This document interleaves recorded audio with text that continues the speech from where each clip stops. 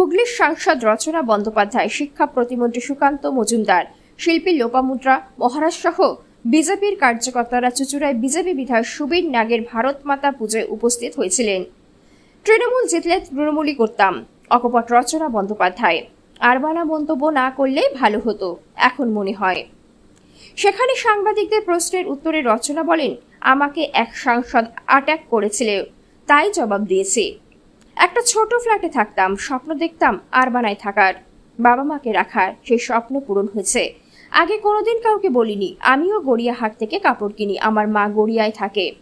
আমার মন্তব্য নিয়ে বন্ধুরা কিছু বলেনি, তবে কিছু লোক সমাজ মাধ্যমে বলেছে। এখন মনে হয় আরবানা মন্তব্য না করলেই ভালো হতো।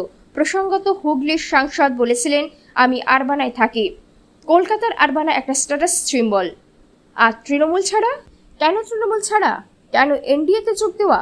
রচনা বলেন, আমার এখনো 3 বছর মেয়াদ আছে। সাংসদ হিসাবে কাজ করতে চাই। অনেক কাজ করেছি, আরো কিছু কাজ করতে হবে। বিজেপি বিধায়কের সঙ্গে মিলে সেই কাজ করব। আমি তৃণমূল, বিজেপি, সিপিএম বুঝি না, মানুষের জন্য কাজ করতে চাই। মমতা বন্দ্যোপাধ্যায় আমাকে হাত ধরে নিয়ে এসেছিলেন। আমি সাধারণ মেয়ে নই। মমতা বুঝেছিলেন, তাই দিদি নম্বর 1-এর সেটে গিয়েছিলেন। উনি জানতেন আমি আসবো না। লকেটের বিরুদ্ধে আমাকে কেন প্রার্থী করা হয়েছিল? মমতা বন্দ্যোপাধ্যায়ের প্রতি শ্রদ্ধা আছে। প্রথম কাজ করতে পারতাম না। মমতা বন্দ্যোপাধ্যায় বলতেন, কেন্দ্র টাকা দেয় না, তোমরা চেষ্টা করো। আমি অনেকের কাছে গেছি। বলাগড়ের ভাঙন থেকে রেল, ডাবল ইঞ্জিন সরকার দরকার ছিল, না হলে উন্নয়ন হতো না। অল্প সময়ে ভালো কাজ করেছেন মুখ্যমন্ত্রী। তবে বিজেপি সরকার না হলে আমি তৃণমূলই করতাম। বিস্ফোরক মন্তব্য রচনা বন্দ্যোপাধ্যায়ের। এবার তৃণমূল জিতলে তৃণমূলেই থাকতাম। তৃণমূল হেরে গেছে বলে দল বদল করেছি। যখন তৃণমূল ছিল তখনই কাজ করতে পারিনি। দিদিও বলতো সেটের টাকা নেই। এবার তৃণমূল জিতলে তৃণমূলেই থাকতাম। তৃণমূল হেরে গেছে বলে দল বদল করেছি। যখন তৃণমূল ছিল তখনই কাজ করতে পারিনি। দিদি বলতো স্টেটের টাকা নেই।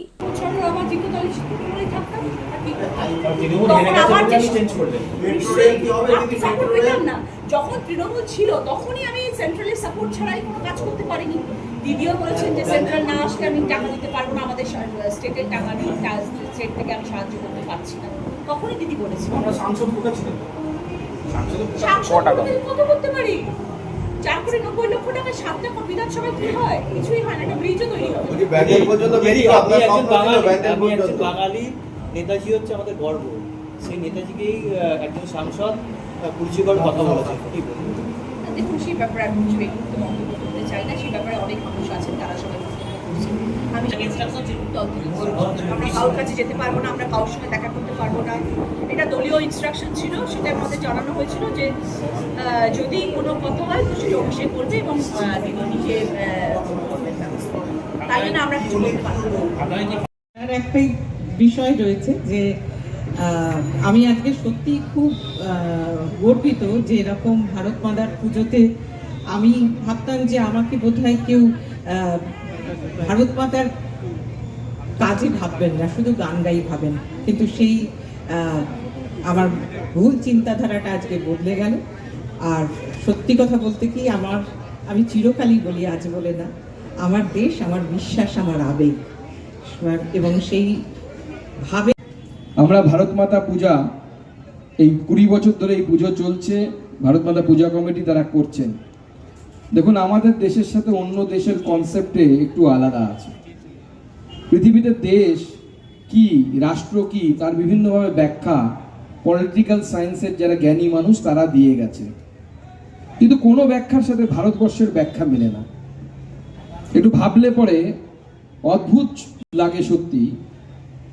আমি যখন সাউথ ইন্ডিয়ায় যাই, তাদের ভাষার সাথে আমার কোনো মিল নেই, তাদের সংস্কৃতির সাথে আমাদের একটা দুটো জায়গা বাদে মিল নেই। কিন্তু তবু আমরা এক রাষ্ট্র, এক বন্দে মাতরম গীত, এক জাতীয় সঙ্গীত, এক জাতীয় পতাকা, তাতে সবাই একত্রিত আছি। আবার যদি নর্থ ইস্টে চলে যাই, সেখানকার সংস্কৃতিটা আবার একদম আলাদা। পাঞ্জাবে চলে গেলে তার সংস্কৃতি একরকম আলাদা। কিন্তু সবাই মিলে একসাথে থাকার যে চিন্তন, এই রাষ্ট্র ভাবনা, এই পৃথিবীতে কোনো রাষ্ট্রের চিন্তাধারার সাথে মেলালে পরে ভারতবর্ষের রাষ্ট্রের চিন্তাধারাকে মেলে না। এবং তার কারণ কি, যদি অনুধাবন করতে যায়, যে ভারতবর্ষ রাষ্ট্র এই চিন্তা আজকের নয়, 1947 সালে 15ই আগস্ট নয়, তারা বহু আগে থেকে।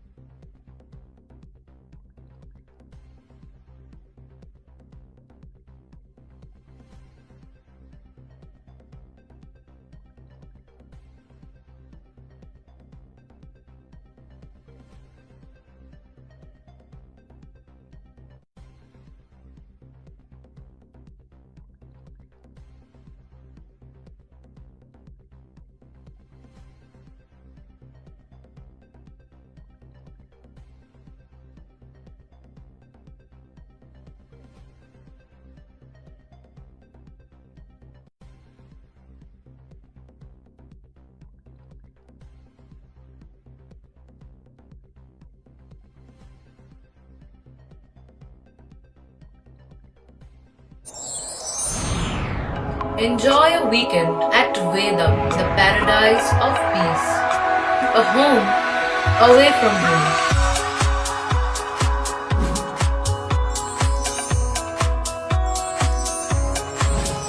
See yourself resonating with the nature.